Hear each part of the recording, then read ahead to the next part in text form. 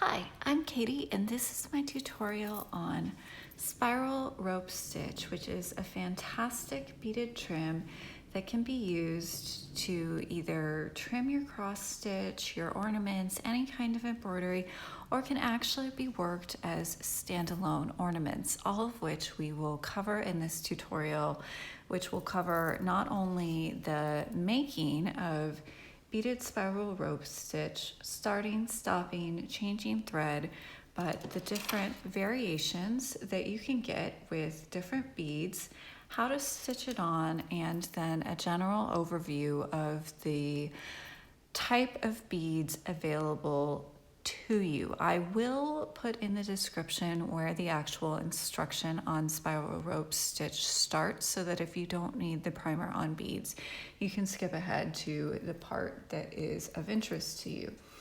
Because depending on what you choose for your beads, you can get very different effects. I would note that I have used crystal beads for the center of each of these trims to give them a very sparkly effect. However, you can use plainer beads, like in this example. Let's see if I can focus this, sorry, where I have used all seed beads to get a still beautiful but rather more subtle look. Again, this is something that we'll cover in the tutorial. So here I've used red crystal beads and seed beads on my finish of Brenda Gervais' Mary Mouse. And for these two, I've used the same colors of beads, but in two different sizes to get two very different looks. This is a 3mm crystal bicone. This is a 4mm crystal bicone. They both have that fabulous sparkle, but they're of different scale and are therefore suitable for different kinds of pieces. This is Brenda Gervais' Jolly Happy Soul, and this is my finish of Peppermint and Holly. Very different colorways. We will talk about this in my next floss tube on December 21st. And that brings me to my discussion of beads, because really the options out there are staggering. So I'm just going to go over what's available to you so that you know what to buy and aren't overwhelmed by choice when you go to purchase your materials for this project. You don't really need to stress too much about your beads. The most important thing is your choice of center bead. That will ultimately dictate the look you get from your trim. And as long as your side beads either complement or contrast your center bead, depending on the look you want, you'll be just fine. So don't stress too much about your beads. I'm just going to give you an overview so that you know what you're buying, because when I started out, I was certainly very confused by all the options out there, and I bought a lot of things that I ultimately didn't need, and I'm trying to spare you my fate. So I'm going to start with the different shapes available in beads, which are delica, hex cut, charlotte, and round.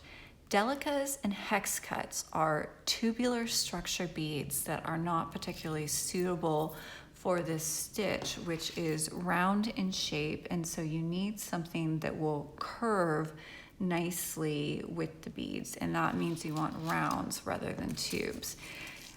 These are hex cut beads that are gold plated, so they're very sparkly, very beautiful. The difference between a hex and a delica is that the hex has facets, which is what gives it this wonderful structure. But they're both essentially tubes in structure, which makes them not well suited for this stitch. So you'll want your seed beads to be either rounds or charlottes. This is a round seed bead in a larger size. Sorry, I'm still figuring out tutorials in the overhead view. I always want to put things in the wrong place. So this is a plain round seed bead. And this is a charlotte. Well, this is a hank of charlottes in clear luster. They're beautiful. So the difference between a round and a charlotte is that a charlotte is a round seed bead that has a single facet cut into one side, which gives it a very beautiful, quite subtle sparkle to it. You can use these for spiral rope stitch. I haven't done it yet. I will when I get around to it. There are just never enough hours in the day.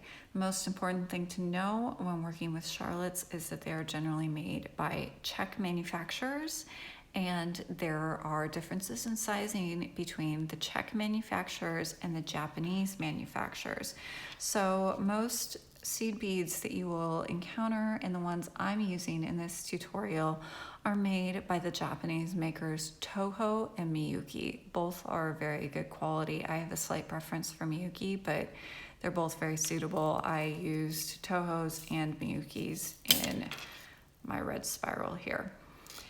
So when I'm referring to sizes, I'm going to refer to the standard Japanese sizes, but no, and I will note this in the description below, the Czech makers have different size distinctions. So a Czech 15 is similar to a Japanese 13.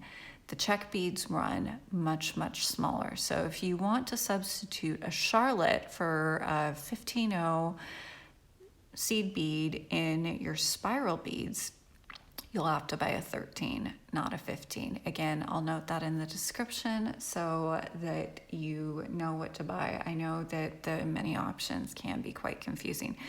So always look at country of origin. I tend to treat the Japanese sizes as standard and the Czechs as outliers. So when I say you want a 15-0 spiral bead, I mean you want a 15-0 Japanese bead, and if you want to use a Czech, you're going to have to adjust your sizes. And that brings me to the more general discussion of size. So the most common sizes available in seed beads are, okay, I'm going to try and get this in focus, sorry, 8-0, 11-0, and 15-0, 8-0 being the largest, 15-0 being the smallest. So the structure of spiral rope stitch is that you've got three different beads here. You have a core bead where I've used 11-0 seed beads. This forms the center structure of your spiral. You have a 15-0 spiral bead. These are the small seed beads surrounding the center round. And then you've got a center bead. I've used 3 to 4 millimeter crystals in all of mine, but you could substitute a size 8 seed bead for your center, which is what I've done here in my example of what a seed bead trim could look like. So I used an 11 for the core, a 15 for the spiral, and a size 8 for the center bead. Again, I will summarize this in the description. I know it can be confusing. So those are the sizes, and then that leads me to finishes, because these wonderful beads are a fabulous color by Miyuki called Gilt Lined Opal.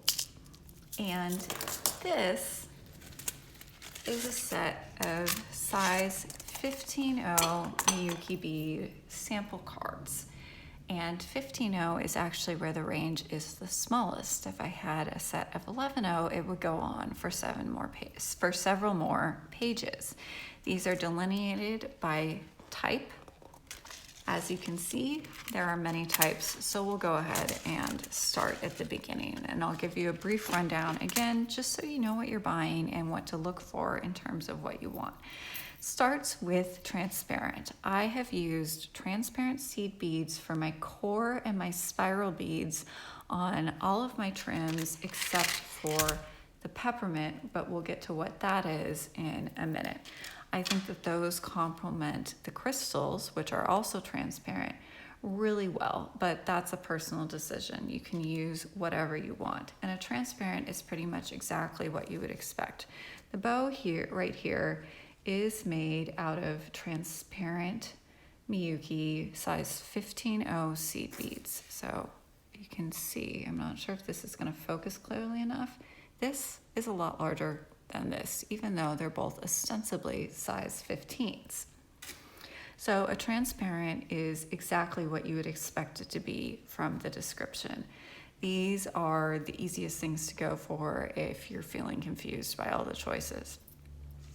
The next thing under this heading is silver lined, etc. And that means that for any color, you can find a transparent that has been lined with a metallic finish. This is a red transparent bead that has been lined with silver. And it gives you a lovely kind of metallic effect with very rich color in it. It's really lovely, but that's what they mean by a silver lined color. This is gilt lined opal. So the bead itself is opal. It's been lined with gold, which you might be able to see as I roll these around, and that's what gives it that lovely look. Silver or gilt lined beads are really, really beautiful. Next, we have opaque and opaque luster. Opaque is another bead that's exactly what you would expect. It is a plain bead with no finish. This is a red opaque bead. Opaque luster means that a luster finish has been applied to the bead. Now, what luster looks like depends on the color and the manufacturer. This red luster is from Miyuki. As you can see, the color is red opaque luster, but a luster can also have a more gold tone to it. This is a Toho gold lustered raspberry. So regular luster is more whitish in appearance. Gold luster, again, oh, sorry, let me get that in focus, is the color with a slightly gold overtone to it. A gold luster bead can be absolutely spectacular. I do love using those. That next brings us to rainbow and fancy, etc. I'd stay away from these. They're all ridiculous. The colors are not particularly subtle. This also covers in the etc. something that they call a Ceylon bead. A Ceylon bead is a transparent bead to which a finish similar to a luster has been applied. This is, I think the color is shell pink Ceylon. Again, this is pretty. I tend to find the luster effect kind of dominating, but this is all a matter of personal choice. So this is what a Ceylon bead looks like. Next on this, we have gold luster, which we've already covered here. Metallic and galvanized, etc. So these are the gold and silver beads, basically. This is a gold galvanized finish. This is a gold plated finish. So this is like if you want really gold or really silver, you want the plate. The galvanized is very, very useful. It's a lot cheaper and it won't tarnish nearly as quickly. And then you also have gold or silver lined. This is 24 karat gold lined crystal. It is one of my absolute favorite bead colors. It's stunning, and if you can see in the close-up, these are tubular in structure. These are delicas in action. Let's see if that can focus a little better. So they actually work really well for beading. I do use them often, but they are not a good choice for spiral rope stitch. However, they do come in rounds if the gold lined crystal really appeals to you. If you wanted a gold trim, you really couldn't do better than this because it's spectacular. And then we have frosted, which is basically just a matte bead that is either opaque or transparent. So that covers the different finishes. My personal recommendations are to look for transparent or possibly opaque beads in colors that either complement or contrast your bead. So in the written instructions, these are not my own work. I'm gonna link to this in the description. They're a really useful refresher.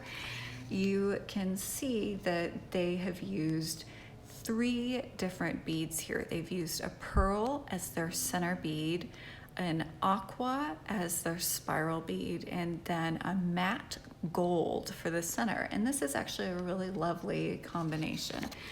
And again, that demonstrates the versatility of this technique. And then before I get to the actual instruction, I know I've been going on for ages and we're still only talking about the type of beads. It's just, I personally have found that the choices can be overwhelming. You can work this stitch as standalone to make ornaments. So in this larger one, which is what I will be demonstrating today, you can work a 2 to 3 inch length, finish it off, and hang it on your tree as a little sparkly icicle. I have actually done that and given those as gifts. They're always very popular and they're beautiful. Or you can work the peppermint trim, run a wire down the middle, and hang it on your tree as a candy cane. Just some suggestions on the other things you can do with this. And then with that, we will get to the actual instruction on spiral rope stitch. And so now I'm going to cover materials. So as I've mentioned, you need 3 types of beads. You need a larger core bead, I'm suggesting 11/0. You need a smaller spiral bead, a 15/0. And then you need a 3 to 4 millimeter round center bead. Oh, great. And I forgot to talk about crystals, aka the center beads. So the 2 makers of crystal beads are Swarovski and Preciosa.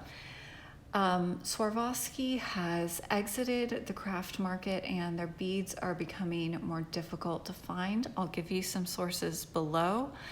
Etsy sellers will generally still list their beads as Swarovski. Authorized retailers that are maintaining a relationship with the brand are not allowed to. So they are selling their back stock under different names. Prestige, European Crystal,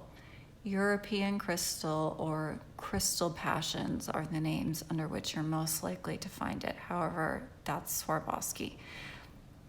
On Etsy, they will list it as plain Swarovski.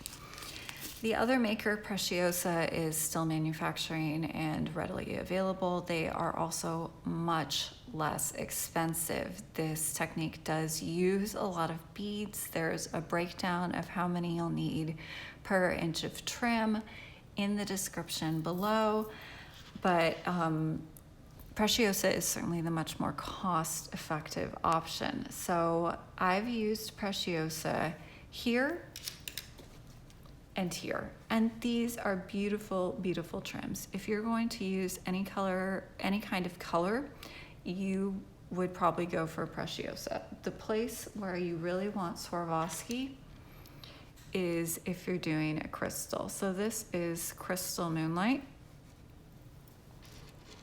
It's by Swarovski. And this is Preciosa Plain Crystal, which is the closest that they have. And I don't think this is focusing, but it's cloudy. It doesn't have the same sparkle, and in person, you can very clearly see the white thread running through the center of the bead. I personally don't care for it. If I were going to go for a clear trim, I would always pick Swarovski Crystal Moonlight because there's just absolutely no comparison, but it is also much more expensive. So that's something to consider. The other thing is size. So just like with the seed beads, different makers have different definitions of what 3 millimeters means. So this is a 3 millimeter bicone. Bicone is just a little, sorry, I'm gonna see if this can focus. A bicone is a little almost triangular kind of shape. It's pointy, it does make for beautiful trim, whereas a round is exactly what it sounds like. It's a round. So these are both ostensibly 3 millimeter. The bottom trim, the red, is a 3 millimeter Swarovski bicone. The top trim is a 3mm Preciosa round, and 3mm in Preciosa is actually closer to 4. So even though these two trims use the same seed beads and should be the same thickness, this one is thicker.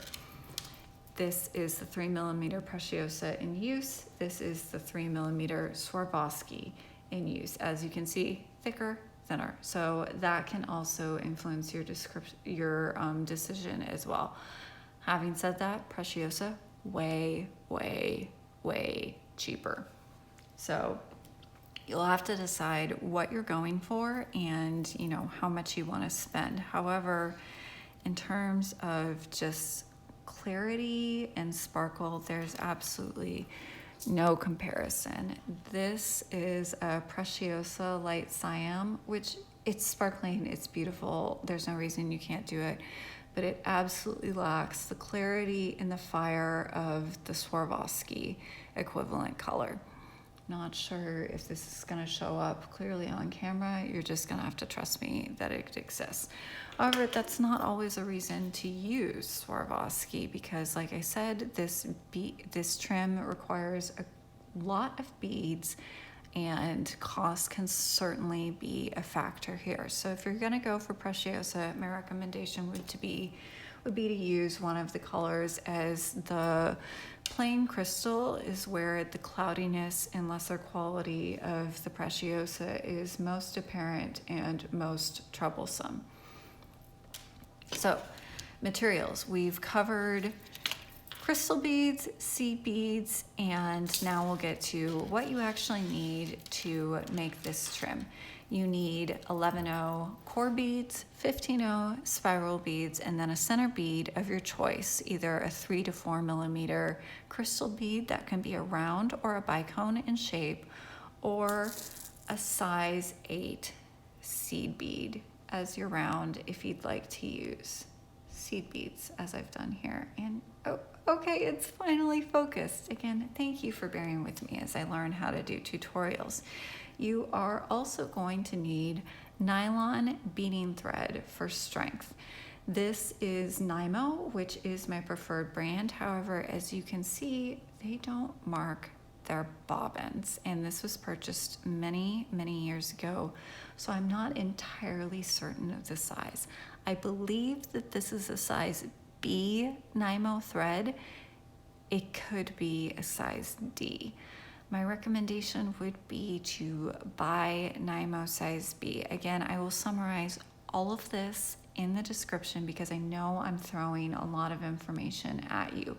With a nylon bead thread, you do not need a conditioner. Many bead supply stores try to sell that. I don't think it's necessary, but you do need to use nylon beading thread because the beads do have a fair amount of weight to them, and you need the strength of the beading thread to be able to work this. Don't try and sub an embroidery thread. It will not go well for you. You also need beading needles. I use a size 10 for this particular stitch. You might, however, want a smaller size, a 13 or a 12, for reasons that will become apparent as I demonstrate. You're going to be making multiple passes through your beads, especially when you're changing your threads or ending a thread, and you may find that the 10's a little large. Again, this is down to personal preference.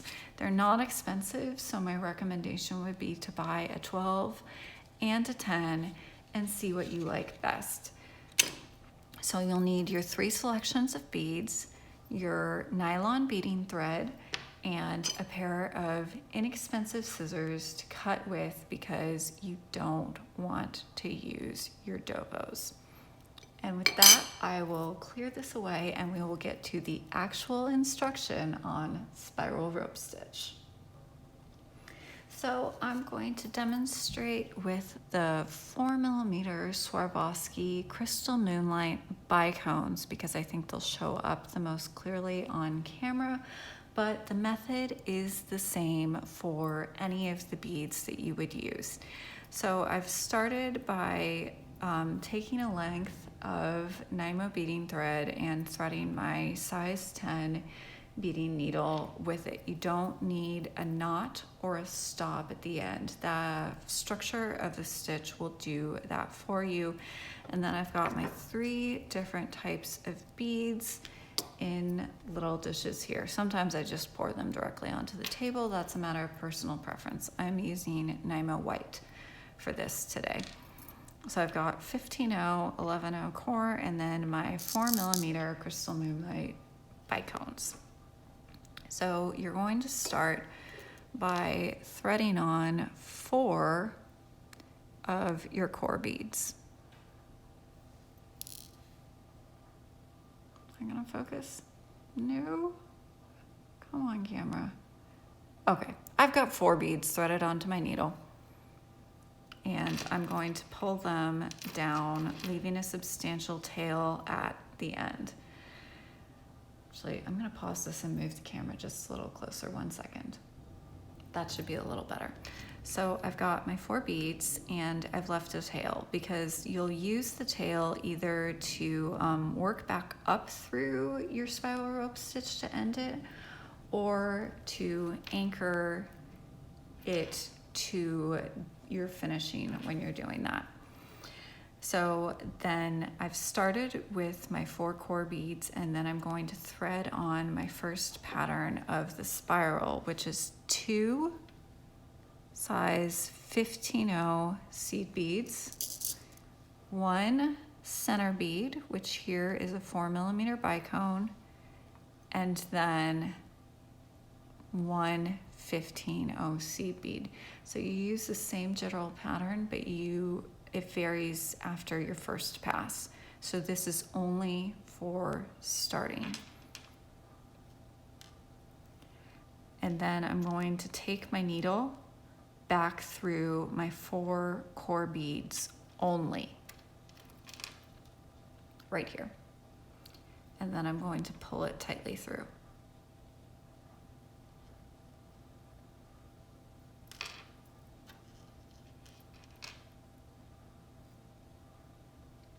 This gives me a loop. Boy, the focus on this thing is just brutal. This gives me a loop, and this will be the starting point for your spiral rope stitch. After this, the procedure is the same for every single loop. So you start the next loop by taking 1 core bead, size 11, 2 15-0 spiral beads, 1 center bead, and then 1 more 15-0. And from there, I'm going to take this down and, okay, I really hope this is gonna focus. You are going to pick up 3 beads from your first loop. Oh, sorry, I started at 4. It would help if I could follow my own directions. You're going to take 3 beads. I'm sorry about moving my hands around. I'm just trying to get this to focus. 3 beads from your first loop, and then you're going to add that 1 largest bead, the 11-0, that you just threaded on, and then you're going to pull your thread tight again to make another loop. And these are going to rest on top of each other. This is what forms the spiral. And then you're going to just keep on repeating this process. 1 11-0, 2 15-0s,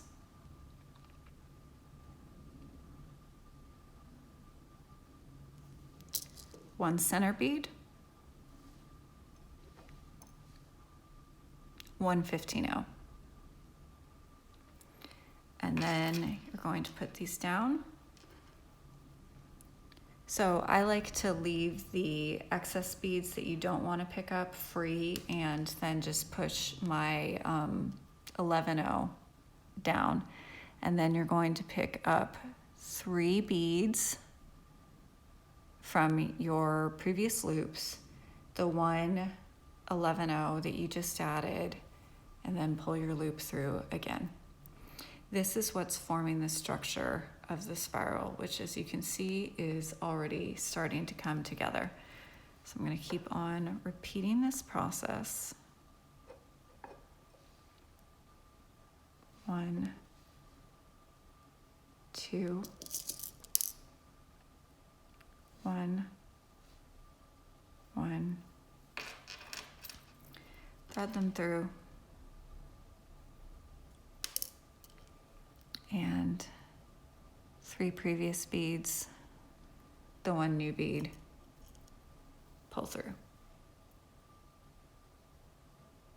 So this is the structure of the spiral rope stitch, and you just continue doing this for as long as you need to. The one thing I haven't discussed yet is thread length. I'm working with a shorter thread length here for purposes of demonstration than I might otherwise, basically because I'm running out of these particular beads because I've made so much crystal moonlight trim, and I want to show you how I change threads. But my advice to you would be to work with as long a length as you are comfortable working with. If you work with a length that's too long and it's knotting on you constantly, that doesn't help you. So again, only as long as you're comfortable with, and that's a matter of personal preference and comfort level. So I work with a very, very long length. I work with full wingspan when I'm doing this, because as you can see, what I'm doing is I'm making loops off a center, and that's how you form the spiral. So all these loops on top of each other really eats a lot of thread. So you're going to go through a long length more quickly than you would think possible. So it helps to work with longer lengths to start with, because you're changing your thread less often. And changing your thread less often leads to a stronger spiral. It's just, your thread changes are your weakest spots. I will be showing you how to do that to make for a strong change so that it's not coming apart on you. But the fewer thread changes you have, the stronger your trim will ultimately be. Now, it doesn't really need to be crazy strong just because you are applying it as trim to an object. It doesn't need to support weight. You're not wearing it. So the standards are slightly different than they might be for, regular beading if you were making something to wear as jewelry, for example, or if it had to bear weight. But it's still a general principle that's very useful to follow in terms of, wanting your piece to have as much essentially structural integrity as possible. So longer thread equals stronger trim. But like I said, don't work so long that you're just tangling and knotting your thread. That will not help you. So as you might have noticed, as I get more of my spiral together, I'm having to manipulate the core beads a little bit more to get my needle through them. So I'm going to talk my way through this process one more time. 1 size 11, 2 size 15s, 1 center bead, picked up 2, and then 1 more size 15. So forming the spiral tightens the center beads into a line, but you need them to bend to get your needle through them. This is really where you might find a size 12 more useful. If you start with a 10 and you're struggling to pick up the beads in the correct order, then I would switch to a 12 and see if that's easier for you. Not only is it finer, it's more flexible, so you'll find it easier to bend your needle into those center beads if you're having trouble picking them up. So I've done one more loop. I'm pushing that size 11 that I just threaded on flush with my previous ones. I'm picking up 3 previous beads, adding that extra, and then pulling through. So I'm going to continue working until I get to this end of this thread, and then I will show you how to change. Okay, so I'm back and it's now time to change my thread. As you can see, that long length that I started with didn't actually get me very much length, which really illustrates just how much this eats threads. So a beading needle is very long, which means it's not going to be comfortable to work once it gets much past a few inches of tail. So that's when you need to change. If you find yourself struggling to manipulate the needle as you're making your loop, time to change your thread. So I will now show you how to change your thread, which would also be the same way you would take an ending tail and stitch it back in to your spiral rope stitch if you wanted a finished edge, like if you were going to make an icicle. So I'm going to cut myself another length of the Nymo beading thread, and I'm using my crappy scissors to cut it because you really don't want to use your dovos here. I'm going to remove the needle from my previous working thread, and then I am going to thread my new length on my number 10 beading needle. So now I have to pick where I'm going to go in and start this new thread. I find usually about 3 spirals below is a good place to start. And then I'm going to start picking up, I'm going to get a core bead. So I'm going in right through the center, and I'm pulling my thread through, but not all the way through. You want to leave a substantial tail so that you really are anchoring your thread.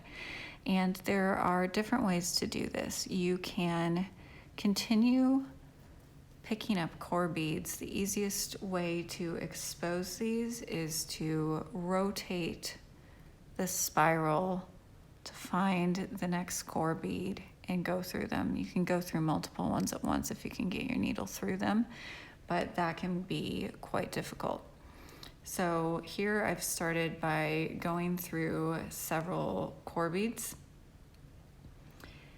but you can also pick up spirals. So here I've gone through some core beads, and now I'm going to take my needle through one of the exterior loops that forms the spiral. So I've just picked up a 15 center bead, another 15, and I've got one more size 15 seed bead there that I need to pick up to make sure I get the entire loop and that I'm not, yeah, see, this is difficult. I didn't get that one to start with, and now it doesn't want to pick up. Okay, I got that. So I took my needle through that entire loop, and I've also caught my previous working thread. So yeah, try not to tangle all your threads. And then that's brought me out here, and I'm going to just continue going through core beads because I find that to be the most stable way to anchor your thread.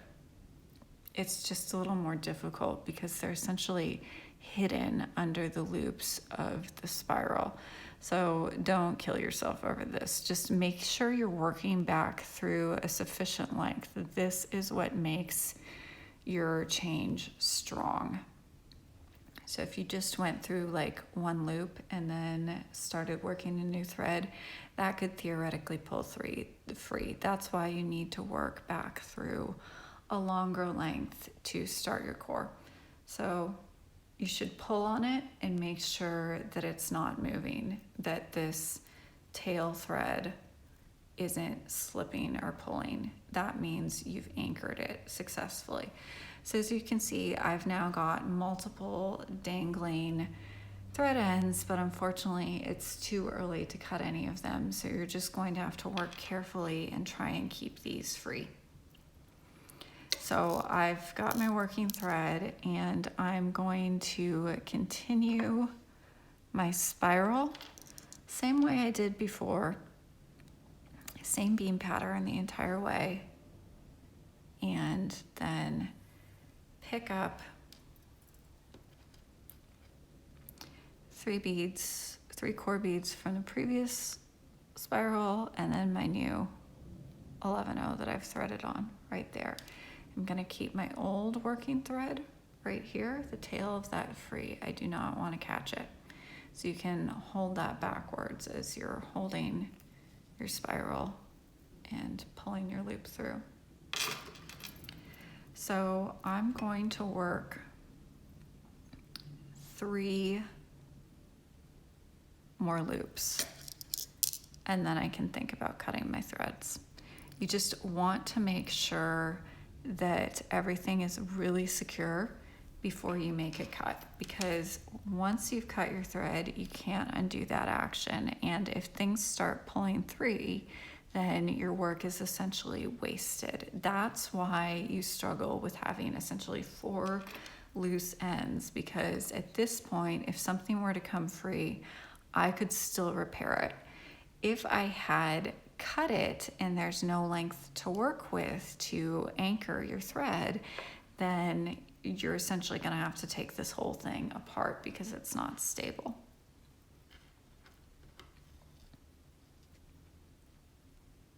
So I've added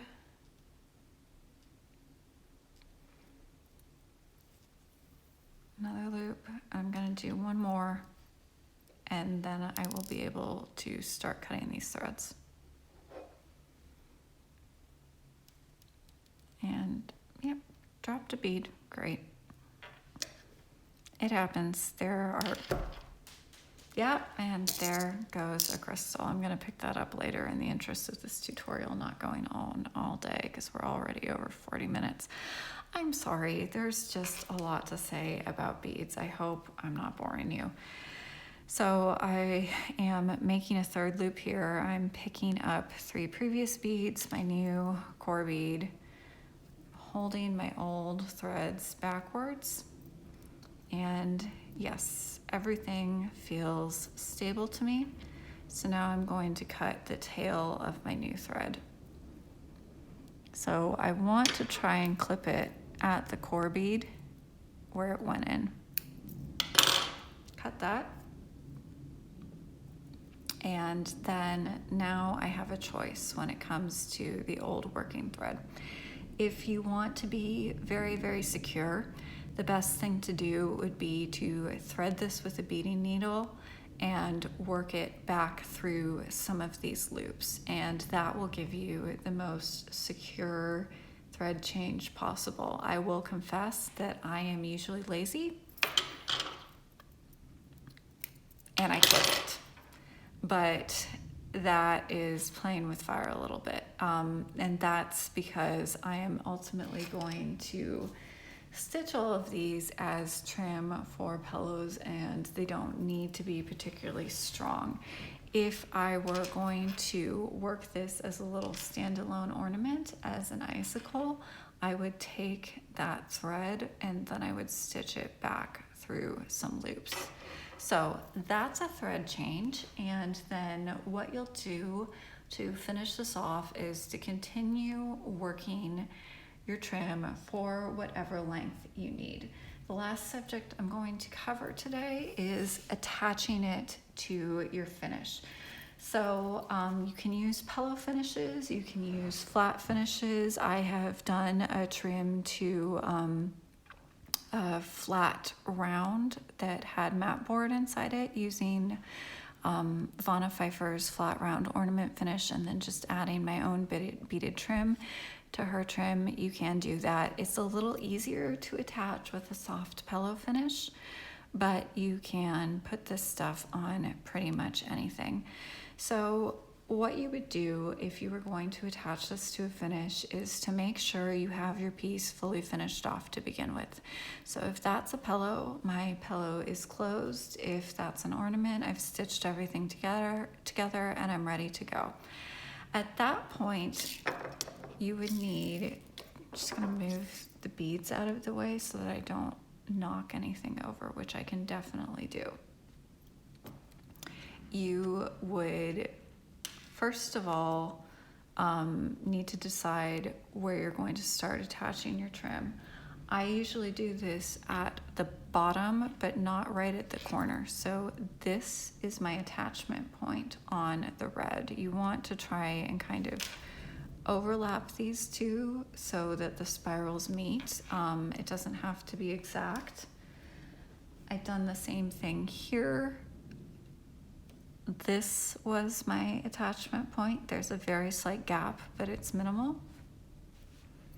And then the place where my attachment is most noticeable is right here. I was a little messy. I didn't get the spirals to overlap very neatly. The larger trim is also less forgiving here, just because it has more definition to it. But that's what you do. You would start your point, you'll stitch it around in the manner I'm about to discuss, and then you just kind of try and get these to overlap at the end, and that's how you get them to meet. So when you've got your trim that you're trying to attach, you'll have two ends to deal with. You'll have your end, your tail, where you started your trim, and you'll have your working thread, both of which you'll want to have free. So what I usually do is I would pick my point where I'm starting, and then I would stitch this into the pillow to get rid of this tail and take several small tacking stitches to start my attachment. Then to actually attach it to the pillow, I've got the wrong color thread here, so this would be what I would use for, say, the red trim. You are going to want a very fine needle. I use a number 10 milliners and then fine silk thread. My preferred brand is Kinkame. I think this is the 50 weight, which is kind of hard to find in the US. The only place I know of to buy it online is Britex. I'll link that. And I will also link all of my suppliers on beads, on crystals, on all of these things. I'll give you the breakdown for how many beads you need per inch of each trim, the exact beads I use. All of that will be in the description. So I would take my silk thread and my milliner's needle, and I would use that to attach it to my piece. So what you need is to pick up in the dip here, because this essentially had, the tight spiral has kind of a zigzag feel to it almost. If you attach at the outer points, it's going to stand out from the pillow. What you need to do is pick up a core bead right here in one of the dips and then draw that down tightly into your fabric. This will give you a nice clean look in attaching your trim. So you will come up at regular intervals, draw down a core beads, so those 11-0 seed beads, in one of the little dips of your spiral, bring it back down, come up at the next dip, and then just by that method, draw it very carefully down onto your finish. So that covers the fabulous beaded spiral rope stitch, which I hope you will be able to make good use of on your projects, that you'll find some variations that interest you. And I will see you next on my regular floss tube on December 21st. Until then, happy stitching.